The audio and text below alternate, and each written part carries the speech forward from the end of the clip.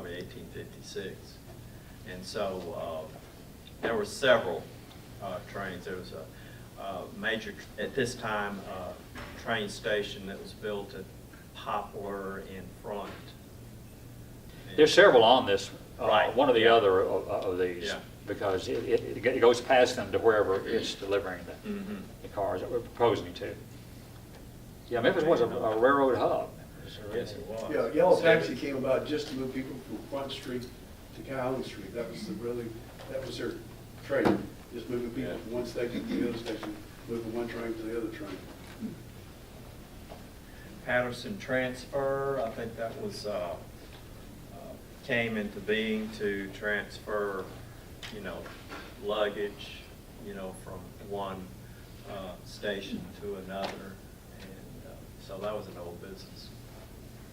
Right, it was, One thing I might mention, when they opened the bridge in 1892, big celebration. And there were like 50,000 people along the bluff, kind of like an early Memphis in May, to watch. They had 18 locomotives hooked up to test the bridge. And so they left the Memphis side, went over to Arkansas. Now, when they opened the St. Louis Bridge, they had 14. Of course, the river's not as wide there as here. So anyway, had flowers, as you can see on one of the photos on the locomotives. Right. Mm-hmm. And so it was quite a celebration. And they celebrated for a week, a whole Yeah. week. Oh. So it was a huge deal. what was it?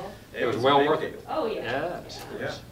Memphis will use any excuse for a party, but That's right. but that was the real thing. That was a real, Memphis And made it that time.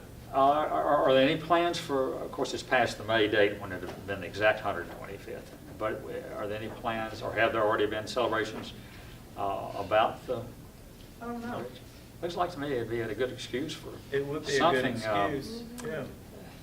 all you worthwhile Memphians, Maybe railroad It's people. 2092.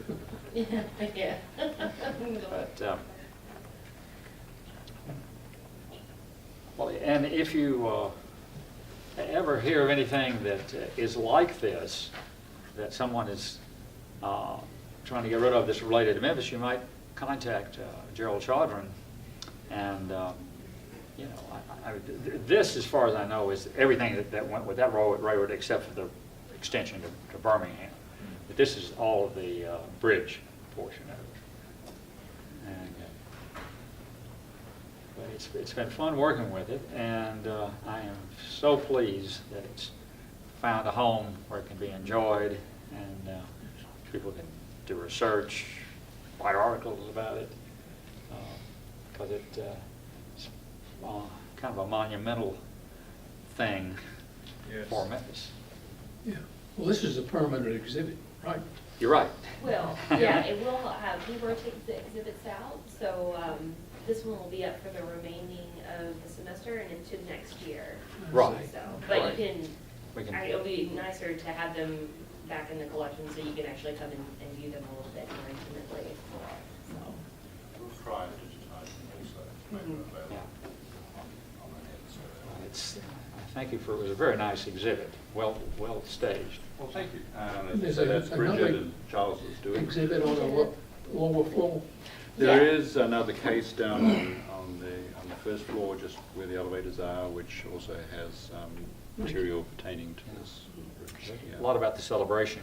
Yes, in the yeah. opening. And week-long the legislator that the legislator that I guess got the Tennessee legislation to pass, a congressman who didn't quite make it to see the bridge open. So, but it's a very nice display from our microfilm collection about different things about the celebration of the bridge, souvenirs that were sold for the bridge, and other kind of things related to this. Was that Kenneth McKellar? It was Mr. Voorhees, I think. So. Because McKellar's name is on the head of one of those bridges. Is that the one we're talking about now? I Could be the think it's Harrahand. a Harrahand. Yeah, okay, Harrahand. Yeah, that was more involved. That was built 1916. Yeah, he was Congressman McKellar then, for Mm. whom McKellar wrote his name. Right. Right. mhm. He was Congressman McKellar then, and he held the record for decades of being the longest-serving U.S. senator. Oh, wow. Yeah. This So young that- man died he died fairly young and died only a couple of years of serving in the legislature here in the state. Was that Casey Young? No, I believe his last name is Voorhees. Voorhees, Oh, like, Voorhees, like okay. the Yeah. killer in Friday the 13th. So, but he was really revered. Apparently, he was very active in the legislature when he was here, and there's a nice little congressional quote in the case downstairs about his involvement in the bridge. So,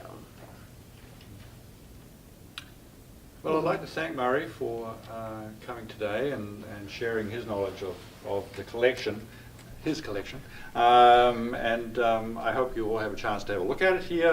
But as I say, or as Bridget says, it will be available for research purposes up and close once the exhibit is down early next year. But I thank you all for coming. I appreciate you coming here on a Thursday afternoon and celebrating this with us. So, for Murray, thank you very much.